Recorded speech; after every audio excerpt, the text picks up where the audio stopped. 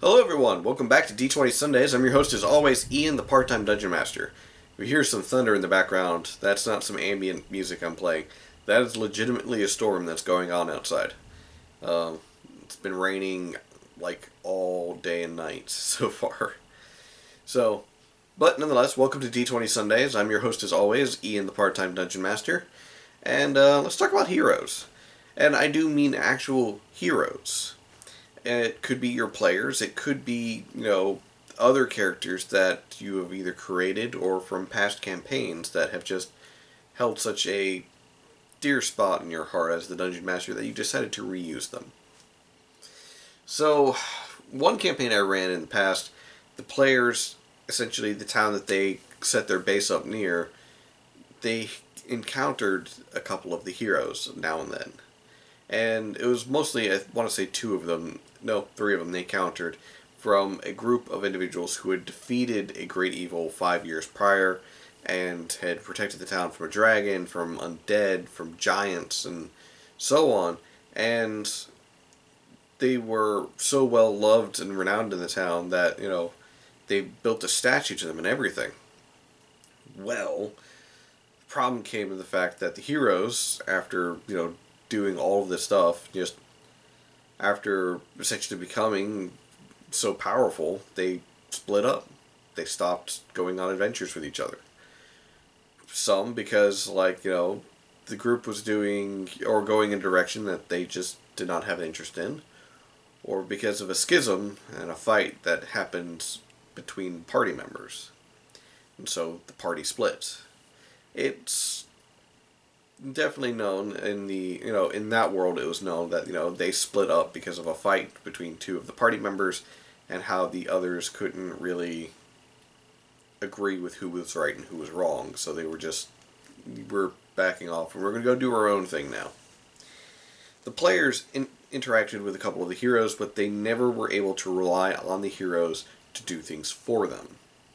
And I feel like this is the best way to handle that. If you have heroes that are actively moving around in your world for Dungeons and Dragons, or any tabletop, and the players have a chance of meeting them and interacting with them, the heroes should never be like, yeah, you know what, I'll go take care of this, you don't do anything about it. The hero should be like, if I do it for you, then you will never become strong enough to handle it when such a situation arises again and I'm not around. And that's kind of how the heroes treated the party. It's like, yes, I can go and solo that dragon. However, you need to be able to take that dragon on. Otherwise, the next time you encounter one and I'm not around, you're going to be SOL. So, if you have, my point being, it's like if you have heroes that are active in the world, yes, maybe the players going to seek guidance from them would be beneficial, but for the hero to actually go out and do the quest for them or go with them on the quest, maybe not so much, because then you're pretty much having a very powerful NPC with the group that's essentially just cakewalking them through something. And in that case, as far as that campaign goes, they were powerful NPCs. They were 20th level. They were heroes. They had gone through the entire, essentially, Rise of the Rude Lord campaign, actually, and done some other adventures as well. And, yeah, so the idea that, the players were, or those characters were so powerful that the players did not want to fight against them for any means. But at the same time, the players are like, why don't you go do it? And, they were like, well, if we did it for you, then you would never get strong.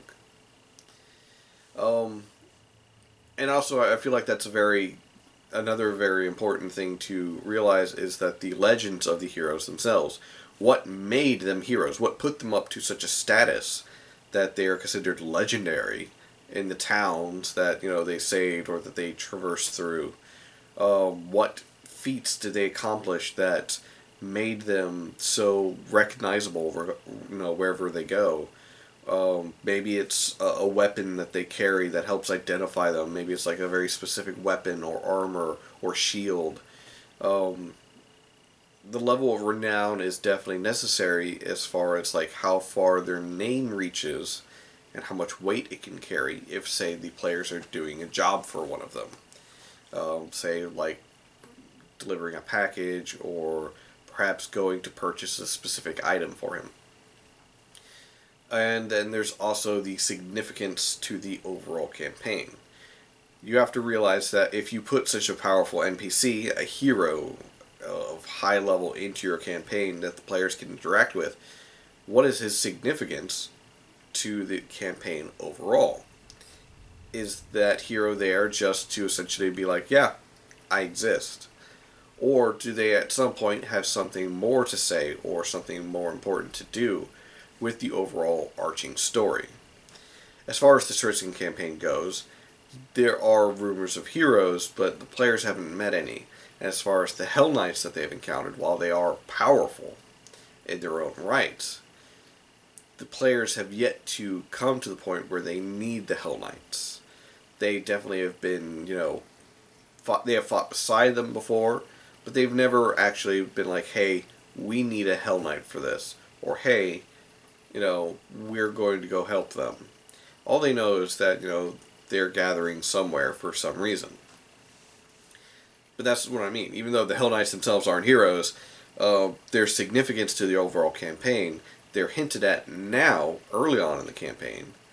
But as far as to what they're actually going to be doing is not until later in the campaign. So they're not overly significant now, but they will be later.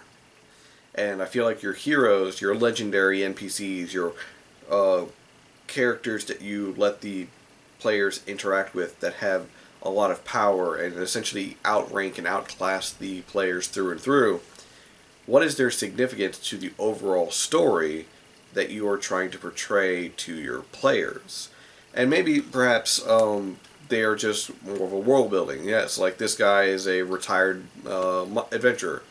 He is a 20th level monk. He can pound forests into flatbread if he wanted. He could, crush mountains. But instead, he's like an old man that's retired and, he's lasting his days out meditating. And the players come across him. What are they going to ask him to do? He's retired. It's like, oh, will you, come with us and fight one last time? No, I'm retired. I can give you guidance. I can give you advice. Perhaps a little bit of training. But I'm not going to go fight for you.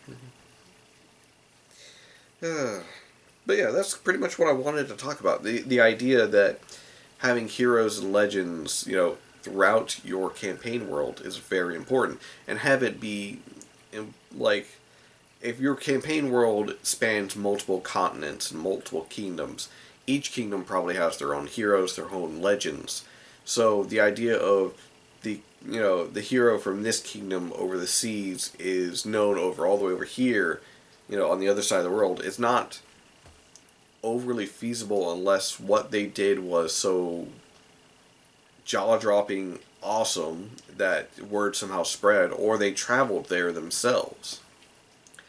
And the idea of oh hey, we're following in the footsteps of the legendary hero who went missing, that's great and all if that's the campaign. But if the players are just, stumbling around and they just keep happening to follow in his footsteps, then, that might also build up to be something good. It really depends on you as the dungeon master. It's how you present it and how you do it.